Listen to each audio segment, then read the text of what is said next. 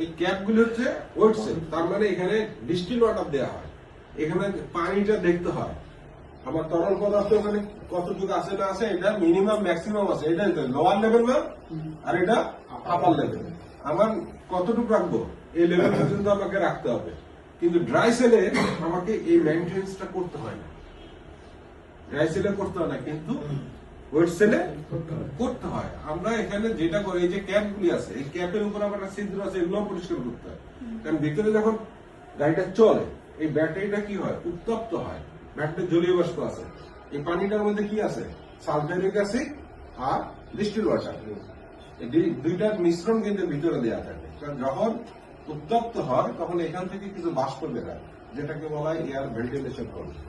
যদি এটা পরিষ্কার না থাকে তাহলে আমার ব্যাটারি কি হবে, ব্লাস্ট হয়ে যায়, ব্লাস্ট হয়, কারণ ওই যে গ্যাসটা বেরোতে পারছে না। তাহলে আমরা কি করব, এটা মিনিমাম ম্যাক্সিমাম ওয়াটার লেভেল দেখতে হবে, কিন্তু ড্রাই সেলে এটা দেখার দরকার হয় না।